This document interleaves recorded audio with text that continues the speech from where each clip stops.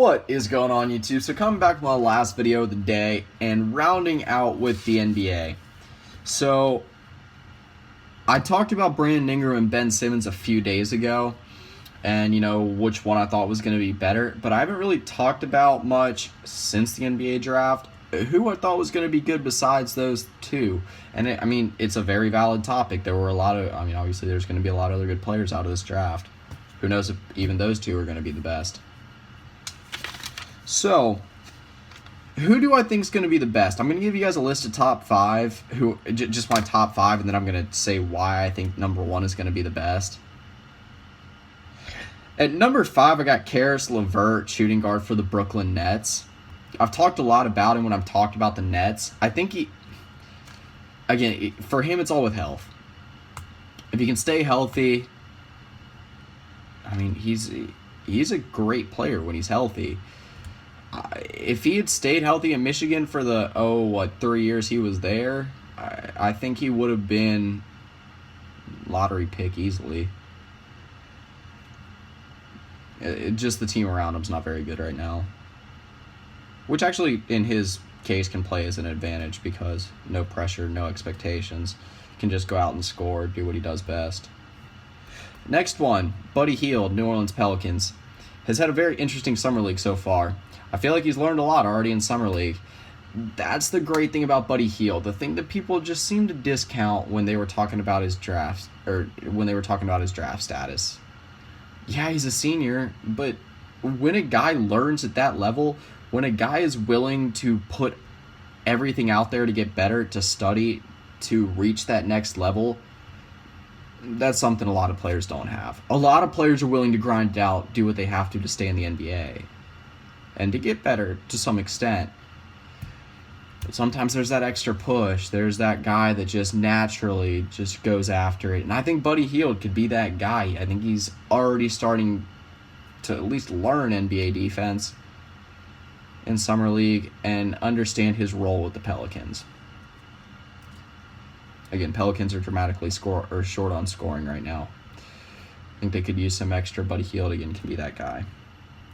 And number 3, and this is an interesting one, I've got Wade Baldwin.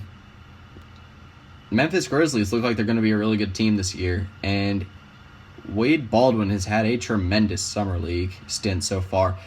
I'm saying Summer League a lot because that's all we had to go off of. I'm assuming if you're an NBA fan, you know that anyway, but, I like what Wade Baldwin brings to the table with a team that's already good. I did my power rankings earlier, and I already had the Grizzlies at 5. And he's one of those reasons. I think he fits in. If they do decide to play him at the 2, which he can play at, I don't think it's his desired spot, but he's not a true point guard either. He's got a freakish wingspan. I'm assuming most of y'all know that. At number 2, I got Jamal Murray. The Denver Nuggets are a team right now that just don't... I feel like the Denver Nuggets are that team that no one's really looking at it, how much potential they have right now. I don't really think they're going to compete this year. You never know. They might make the playoffs, but, looking at their roster right now, I didn't really ever plan to do this. But their starting 5, man, it's not bad. It probably features Moutier at the 1, Murray at the 2, Gallinari at the 3, Fareed at the 4, and Nurkic and/or Jokic at the 5.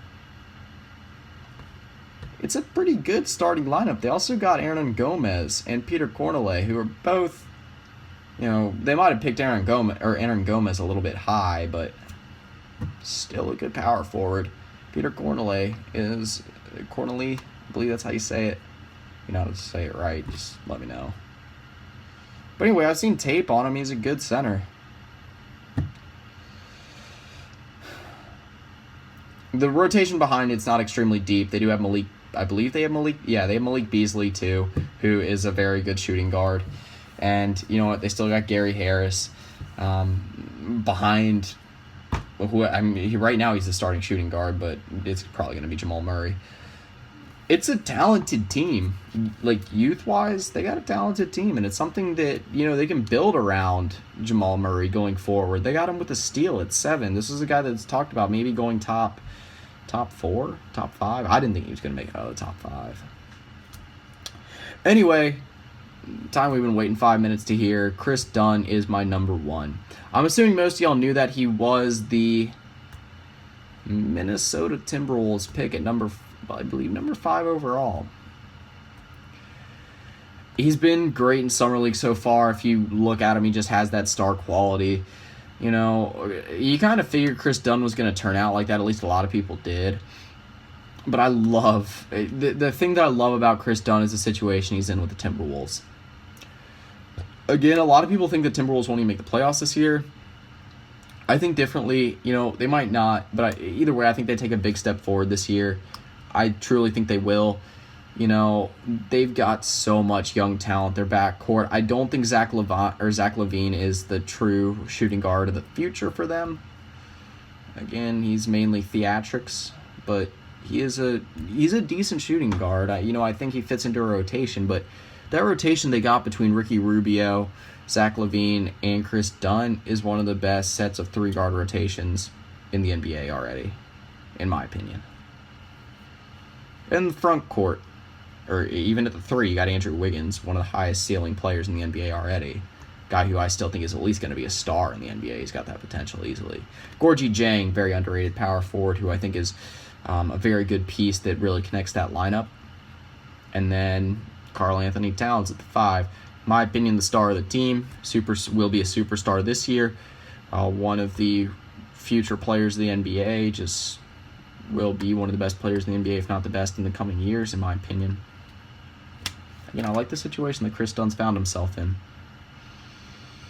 So that's why I think he will be the best player this year. You know what? He's got elite potential, especially on the defensive end of the floor. He's got great potential on the offensive end as well. Very physical, very aggressive, very athletic player. Looks like he's got that athleticism factor you need to succeed at the next level. At least in his situation. But anyway, that'll pretty much do it, like I said, for today's videos. A lot of videos today. I believe this, technically Saturday, but I believe that caps it at 6, so long day videos. But anyway, that's pretty much it. See ya.